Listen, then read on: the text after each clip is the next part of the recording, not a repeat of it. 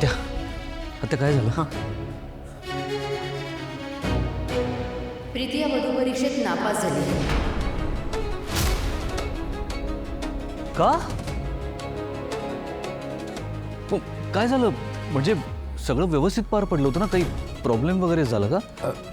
सुलू हे बघ, मुलीकडचे सगळे तयार झाले त्या लग्नाला. तू आता उगाच खो घालू नकोस.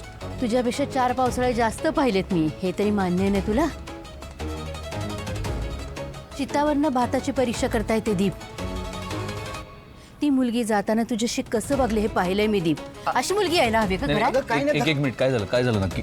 काही नाही. ती प्रीती घरातून जात असताना तिचा धक्का लागला मला. आणि सुलू चुकून लागला असेल. सुलू तिच्या भावाचा होणाऱ्या नवऱ्याचा ऍक्सिडेंट झालाय माझ्यामुळे. दीप प्लीज. तिच्यासाठी त्यांच्यासाठी सगळ्यांसाठी हेच सत्य आहे ना. मग मी समोर आल्यावर तिला माझा राग येणं स्वाभाविक आहे ना. थोडं तर आपण समजून घेतलं पाहिजे ना. आणि सुलू दादाचं लग्न होणार आहे तिच्याशी. त्या दोघांचा संसार असणार आहे पुढे. माझा काय संबंध आहे? हा सुलू, एवढ्या छोट्याशा गोष्टीवरनं तिच्याबद्दल काहीतरी चुकीचं मत करून घेऊ नकोस. पण दीप, ह्या सगळ्यात तुझा काय दोष आहे? माझा काय दोष आहे, तिचा काय दोष आहे, कोणाचा काय दोष आहे, ही गणितं मांडत बसण्यात काही अर्थ नाही. मी काय केलंय काय नाही हे महत्वाचं नाही आहे. किती काही झालं तरी त्यांच्यासाठी दोषी मीच आहे. उद्या जर तिच्या जागी तू असतीस तर तुला पण तेवढाच राग आला असता. नाही म्हणजे विचार कर, उद्या जर का आमच्या दोघांपैकी कोणाला काही झालं असतं दीप, त्यांच्यामुळे, तर तुला पण तितकाच राग आला असता सुलू.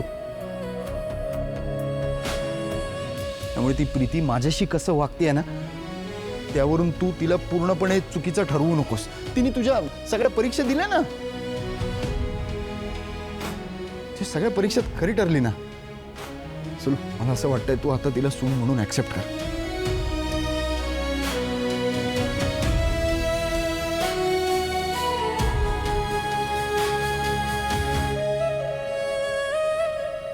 सुलू सुलू अरे यार,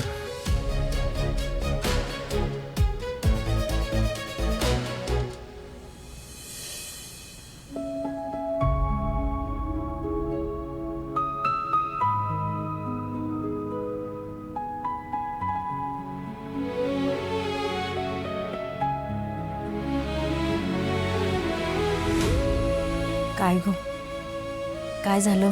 काय म्हणाल्या त्या ताई? सगळं झालंय ना व्यवस्थित? अगं आई, सगळं व्यवस्थित झालंय आणि मला तरी वाटतंय मी माझ्या परीने 100% दिले.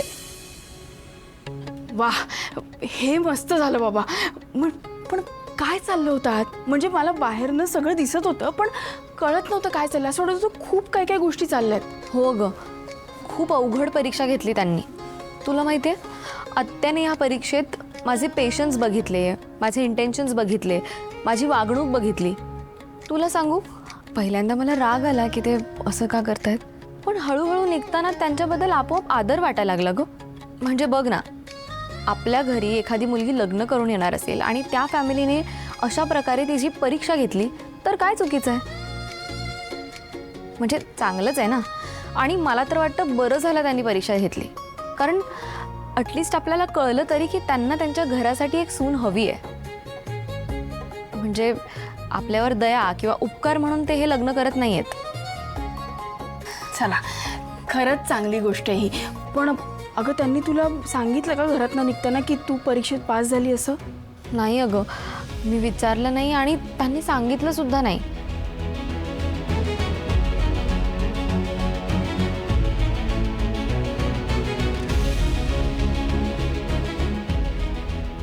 का नसेल सांगितलं त्यांनी लगेच?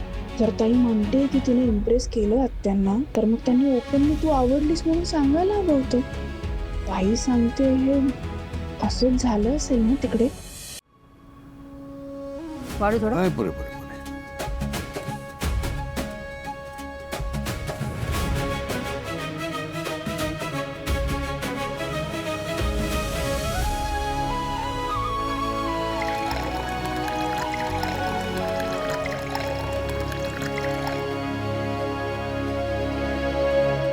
काय सुलू झाली का वधू परीक्षा?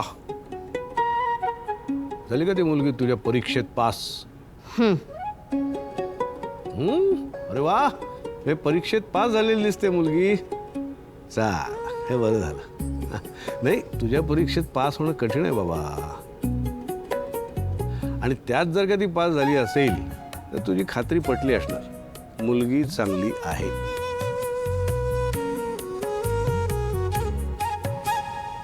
ज्योती, तू म्हणते ते ठीक आहे, मुलगा खूप चांगला आहे, पण त्यांच्या बाजूनं काहीच घडत नाही आहे अगं. म्हणजे त्यांनी आपल्या प्रीतीला पसंत केलंय नाही केलंय काहीच कळत नाही आहे. आणि खरं सांगू का, आपल्या प्रीतीवर आता माझा विश्वास नाही आहे.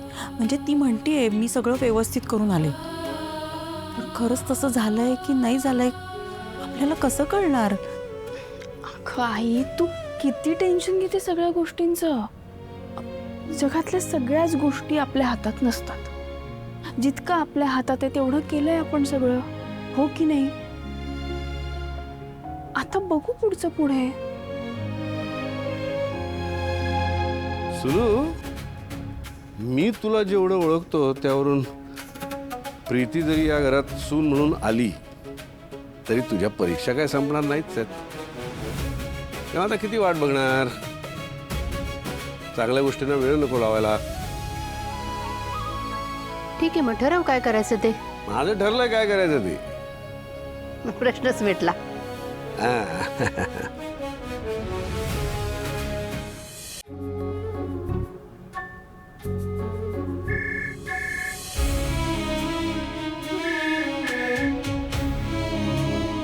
हॅलो, नमस्कार जयश्रीताई, पुरुषोत्तम बोलतो.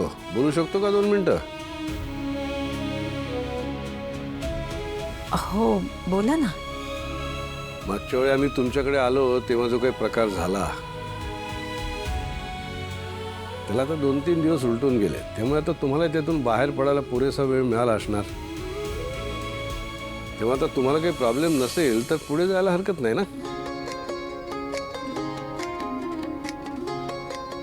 हो, आमची सुद्धा काहीच हरकत नाही आहे. झालं तर मग. तेव्हा आता तुमची मुलगी लग्न करून कुठल्या घरी जाणार आहे हे तुम्हाला कळायला हवं. तर तुम्ही उद्या सकाळी आमच्या घरी सगळे या, आपण भेटूया आणि पुढच्या गोष्टी ठरवून टाकूया. काय म्हणताय? हो हो, चालेल, आम्ही उद्याच येतो. बर, ठेवतो.